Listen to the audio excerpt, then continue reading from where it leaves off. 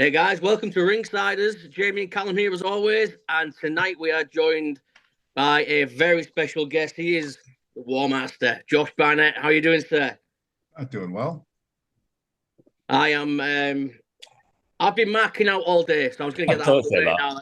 This is a big one, man. This is I'm a Josh Barnett guy, so thank you for giving us your time. Well, my opinion is that if you're not a mark for something, you're not living. I mean, you just Exactly. That is I true. don't understand people that really can't like have something that makes them passionate or Yeah, And then, as you a say, bit obsessive. yeah, yeah. yeah, I say this all the time when we're wrestling fans and they get called marks and stuff. I'm like, hell yeah, I'm a mark. I mean. yeah. I wear that as a badge of honor. Hell yeah, I'm a mark. But and it's nice to have someone with I was gonna say equally cool beard, but your beard is totally much better than mine, Josh. So it's cool to have a bearded brother on the show. It keeps changing too. It used to be like this just very natural sort Hmm. of streaked red, but I'm just getting fucking old, so I don't know Yeah, how long it's going to last with any color whatsoever. yeah. To be fair, I've started to find a little bit of grey in mine lately. I was 41 last week, and I've noticed some grey coming in. But luckily, I married my hairdresser, so Nah, she's been looking after me. So. Or that's one way of doing it. Yeah, I'm fortunate there, so I'm very lucky. But before we talk Bloodsport as well, I've got to talk Warbringer. I mean, because I'm a whiskey guy. I mean, what got you into that? I mean, are you a big whiskey guy yourself? Is that something you're heavily involved with? Yeah, well, I am, but I became more of a connoisseur of the thing by living in Japan in the early 2000s. But Mm, I really came to appreciate a lot of the fact that whiskey and spirits production has such a traditional and historic legacy mm, behind it. There's families, there's actual monks involved in some types of different spirits. I just think that whole thing is just so awesome. And um, it came around the point that I started feeling like, well, I'd like to see if I could get involved in this. And I know that people, celebrity types, would do spirits, but almost always it was vodka. And I'm like, well, that's the easy way out. You're mm. really not going towards anything that requires the same kind of patience and effort that Yeah, an aged spirit does. So for me, I just started looking around and reaching out to different distilleries, and a distillery, Sesame Creek, actually reached out to me, and we got to talking. And I said, well, let me come up there and see what you guys are doing and meet each other. And the relationship just spawned from that. And then, like anything I do, I get heavily involved because if it's something that's going to have my name on it, it has to be something that I can be proud of and I got to be yeah, passionate about. sure. absolutely, absolutely. And I keep looking as well. I mean, any chance they still make it to the UK at some point? Because I do keep looking. Hard to say because when it comes to international distribution, there's always different hurdles and things Yeah, to overcome. It's not so easy. It'd be one thing to sell somebody a T-shirt. It's another thing to sell them booze. Like there's a lot of restrictions that come around the yeah. importation of alcohol and spirits, and not to mention we're just a very small distillery. Mm. So it's not like we produce a ton of liquid, and we do get it out there on the shelves, and we do a lot of direct sales, internet wise. But we have the ex-head of Lafroig, John Campbell, on our team now. He's our master distiller, and he's running the ship. And I have great confidence that he's going to be able to help us meet those kind of demands of getting us more out there in the international market. Oh yeah, I'll keep an eye out for that. So I'm actually sat with it. I mean, it's not I'm sat with a glass of Black Label at the moment. I think it was my birthday last week, and I think I got about 8 bottles of whiskey. So I don't know if people are trying to tell me they know me too well, but it is what it is. But anyway, Bloodsport, man. I mean, before we talk April 17th, I mean, I'd like to talk to you about how Bloodsport came about. I mean, how did the brainchild come about with Bloodsport? Well, I was asked to be a part of the show that they did with Matt Riddle, Mm, and in fact, it was a student of mine. Um, uh, God damn, my brain is broken. A student of mine, Andy Williams, who's in AEW as the Butcher, yep. he's the one who said, "Hey, this guy Brett Lauderdale, no, that's his real name. He's not a porn star or something. And he's he's got this thing and he was interested to try and reach out to you. So we got into connection and I couldn't make that initial show and then I paid attention and followed on it. And then he reached out to me after Matt Riddle got picked up by the WWE and said, "Hey, look, we got this thing. We'd be interested if you'd be interested in being the title spot, the title guy for the event." Mm. But for me, I said, "Sure, yeah, but it's got to be my show."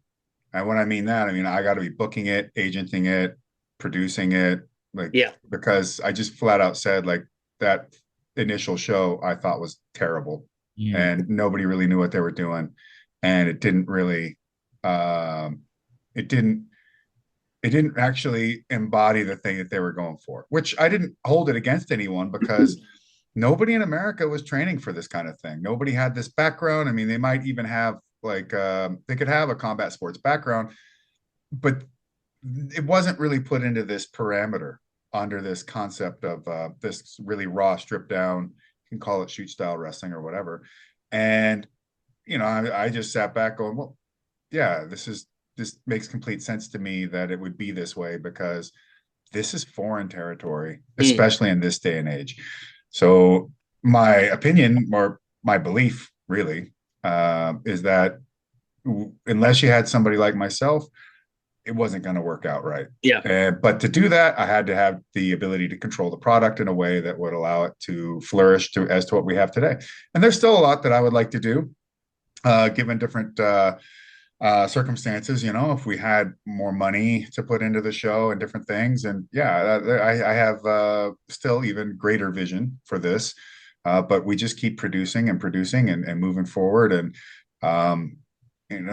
I fully realize that to produce this kind of a show is also difficult because we don't have the Japanese dojo structure that the UWF or New Japan, though I know people don't think of New Japan as like a shoot style promotion, but those are all their roots, right? So almost everyone that is involved, if not pretty much everyone that's involved from creating shoot style wrestling came out of New Japan in the first place. So we don't have a Rings dojo, a UWF dojo, and so on and so forth. And that makes it a whole lot more difficult to be able to produce things of that nature. But at the same time, I'm not trying to emulate those shows exactly because we don't live in an era that show could exist now because people saw those events as 100% shoot. Yeah. And that gave it a different era, a different aura, sorry, and a different feel and aesthetic. And if you go look at like some of the original, well, even like Shinsei UWF, the second version, they'd have 4 match cards, 4, maybe 6 sometimes. They weren't done with like 10, 12 matches or anything like that. It was a very different approach, much more like a fight organization.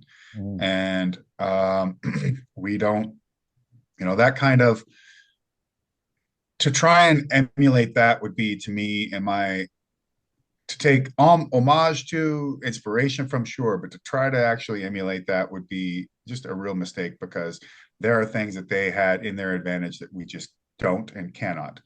So instead, to try and blend more of what you would think of as professional wrestling, strong style, especially, but even some elements that you could say from King's Road or what have you, and old school Southern wrestling, and build all of this into just a really raw, stripped down product that whether or not you're just seeing arm bars and toe holds or like what looks like a lariat from hell and a power bomb, they can all fit in the same place. Yeah. That's what I love about it as well. It's like I love the old school, the dark arenas with the smoke filled arenas. And I get that vibe. Like you just say, it's very raw. I get that vibe. And I absolutely love it. And I think I can speak for Callum as well, staying the same cat of Callum. But I think what I really like about Bloodsport is the idea of, I think it's kind of like the early UFC, where it's like maybe I'm wrong with this, but it's like what would happen if like a karate master was to go up against a Brazilian Jiu-Jitsu guy and just put them both together and see who wins. In Bloodsport, it's like what would happen if like you said, maybe like a guy who's a bit more from the old school wrestling goes up against I don't know, like a Pete Dunne, for example, or somebody who's a bit more sports entertainment. You can put them both together and see what happens. It's a complete meshing of styles, and you get a different result every time. I just think it's something different, and it fits very well into the niche that it's created. And there hasn't been a Bloodsport show where it's like there hasn't been one or two or three matches that I've been excited to see. There's something for everybody on the cards. Yeah, well, and we run a tight show. The finishes are not predictable. Yeah, That's something that I felt very was true. really Yeah. necessary to keep people engaged, because I've been to lots of wrestling shows live. I mean, I would go to PWG back in the day, Mhm. and it came to a point where the matches, fun as they were, they'd start to like, okay, this is the comedy spot. Yeah. Okay, Yeah, here's the heat. All right, none of this really matters. And oh, okay, here's the go home. Okay, yeah, but we know these are all falsies because it wasn't this finisher. It's just like, okay.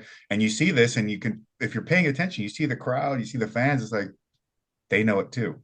Yeah. yeah. And they're enjoying it, but they're not invested, Mm. Mm. because they sniff and see the structure of the match so clearly that they know what counts and what doesn't.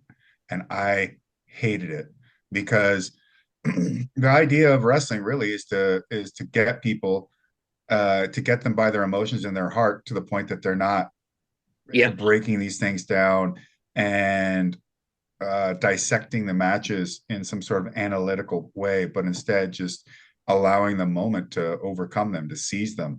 And I don't, to do that, I mean, you have to keep people on their toes. You can't have a predictable way towards how a match should start, operate, and end.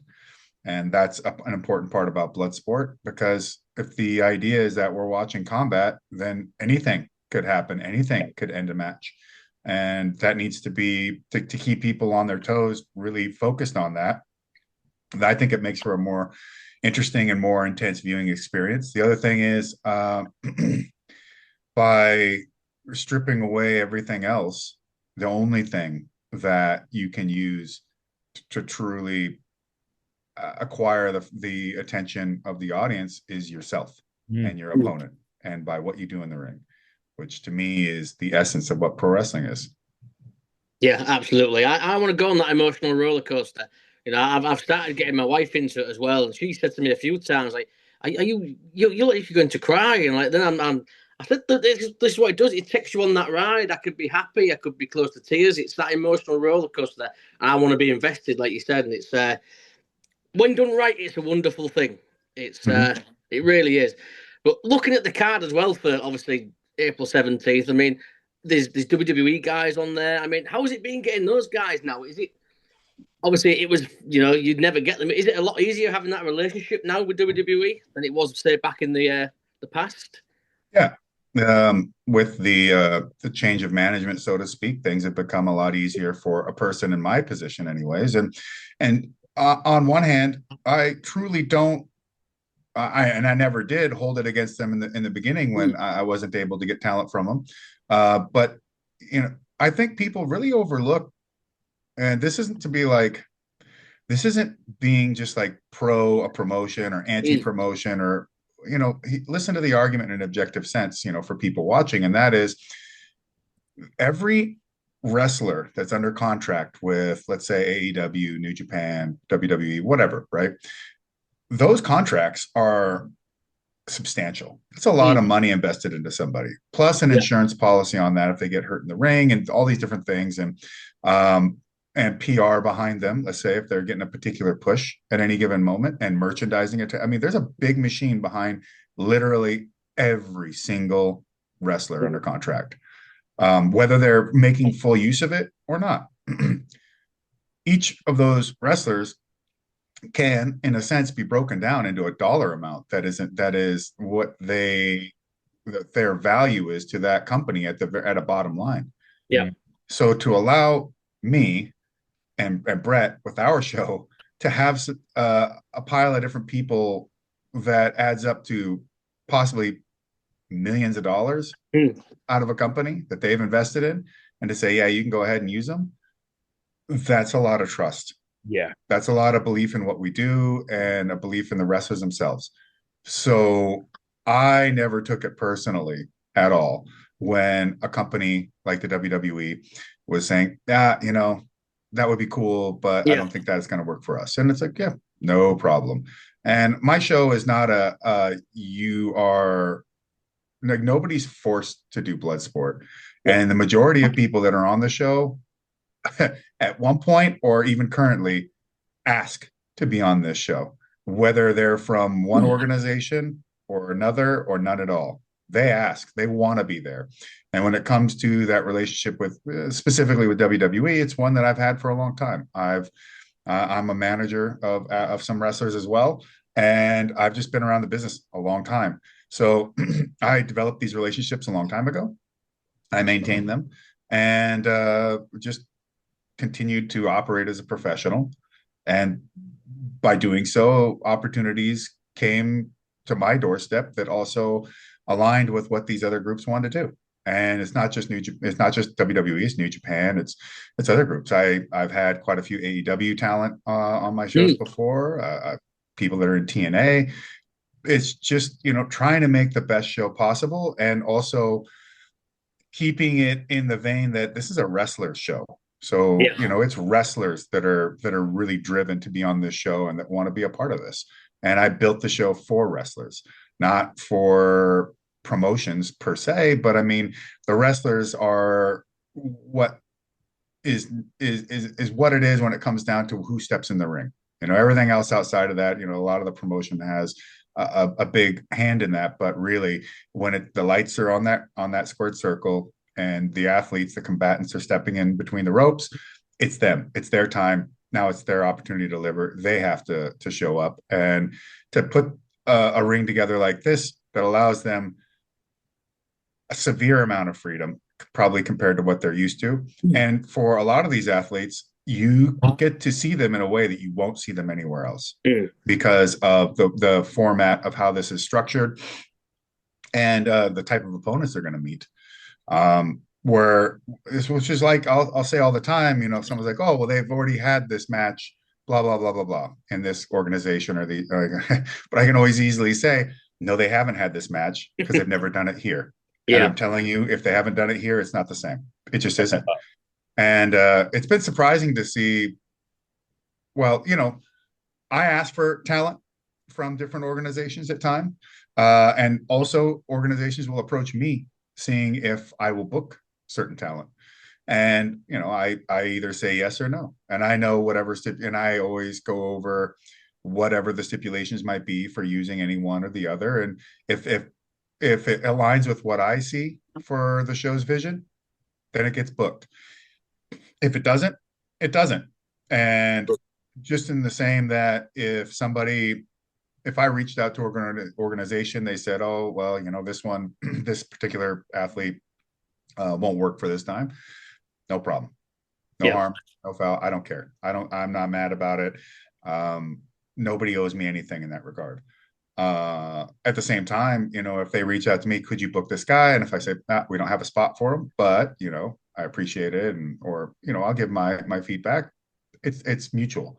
But it is funny to see we have a lot of WWE NXT talent on this show coming up, and they're all there because I wanted them, in one way or another. However they came across my plate, I saw a place for them.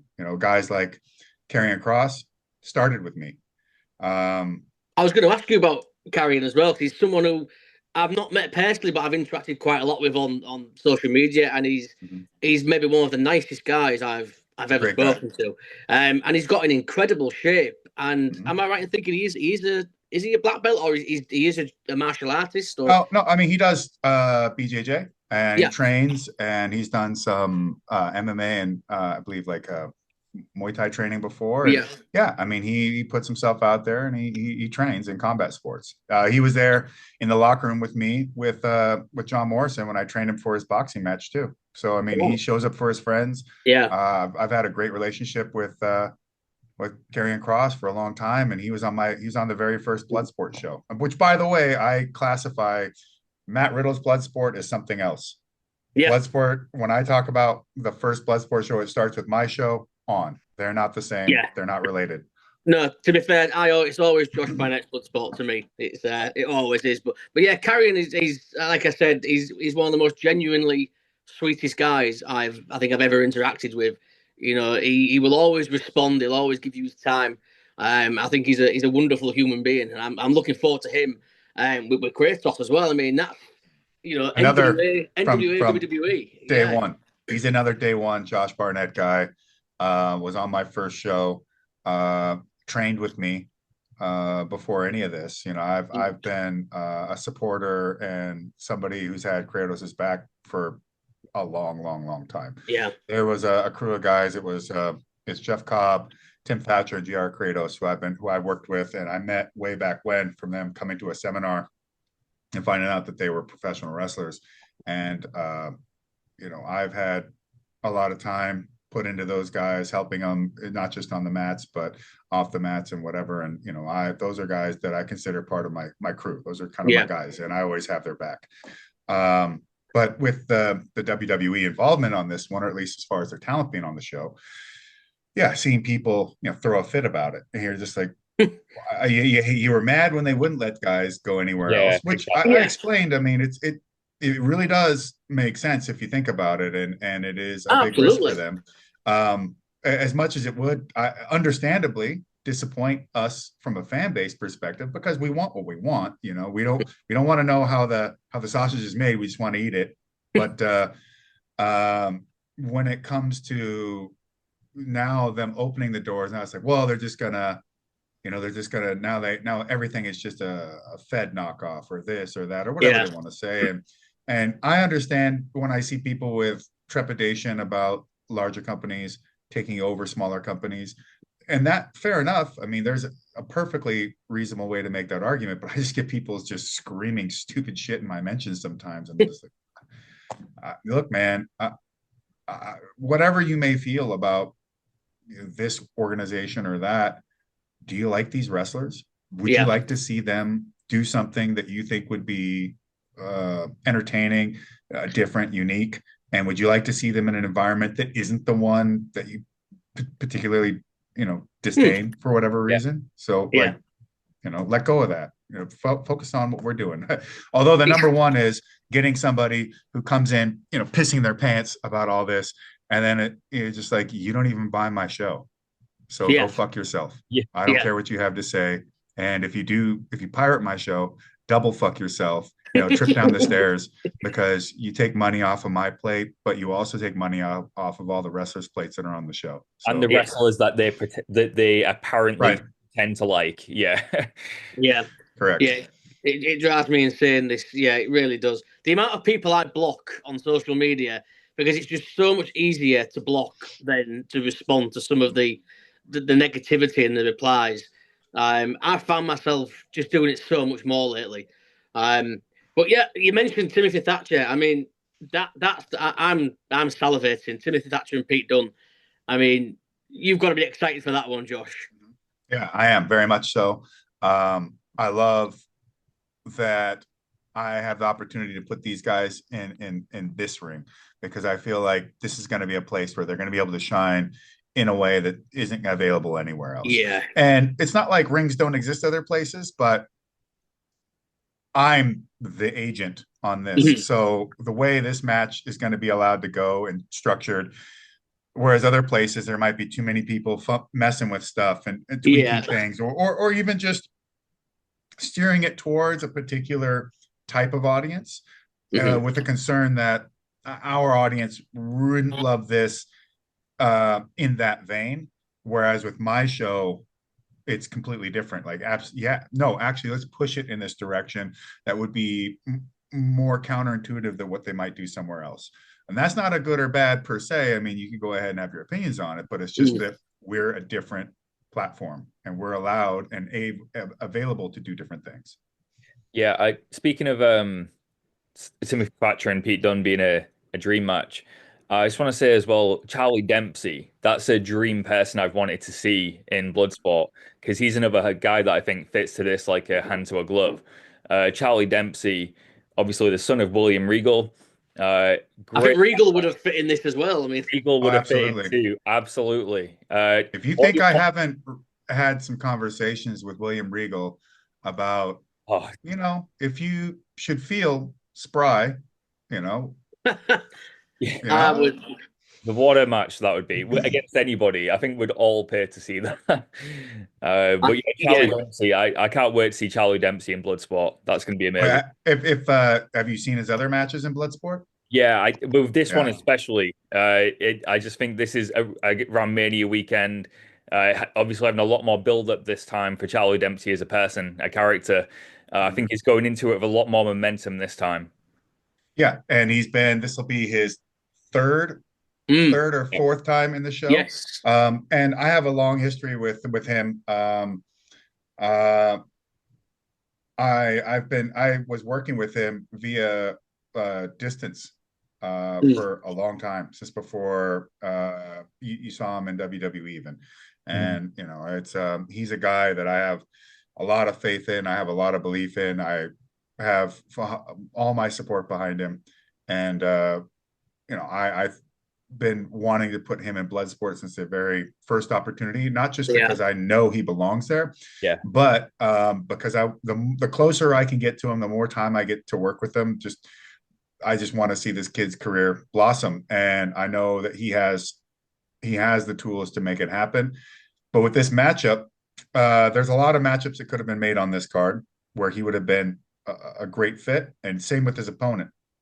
However, the way I looked at it was, one, the clash of styles and personalities between Shinya Aoki to Charlie Dempsey, but also this match isn't going to get made anywhere else. No, it's not. yeah, The only yeah, place this can be made is here. Yeah. And like Aoki and some of these other guys, they could have a match in Japan or over here or whatever, but you're not going to get this match mm, except for in Bloodsport. So I went for the rarest item that I could make out of this. Plus, I know it's going to be Dynamite.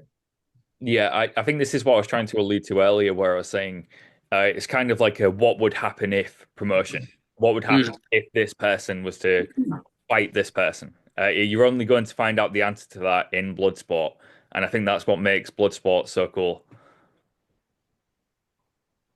I yeah, it's just. Put this, mate. I'm paying. You've got my money. I Thanks. can't wait. And obviously I know we're running out of time, but obviously I need to just throw in as well. You've got Natty Neidhart. I mean, that I think she's one of the most amazing talents. Um, what was it like getting her for the show? Easy. Yeah. I We trained have a in the very, dungeon, so I mean, yeah, well, but I've also got a very tight, close, you could call it familial connection of a sort with the Hart Foundation, the Hart family. mm, I've been working with Harry since before he could even drink. wow, And Natty has actually been coming around, and she's been training with me on different trips all over throughout the years. And when I was training Shayna and bringing her up to transition to professional wrestling, there'd be times Natty come out and I'd stick them two together and put them through yeah, drills and have them training. And just through that relationship with Natty and Harry, but also just with the Hart family in general, yeah, this was incredibly simple to make, and it was a no-brainer. Natty was backstage at the first show, Bloodsport 10, that had WWE talent during WrestleMania mm. week, and she just looked at me dead in the eyes, didn't blink, and said, "I want to be on this mat." Like, well, it's got a spot for you if we can make it happen. Hell yeah! And you mentioned that obviously since you brought her up, you mentioned Shayna. Um, I've said this so much.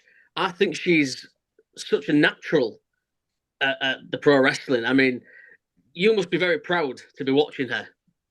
Yeah, I am. And she did it the right way.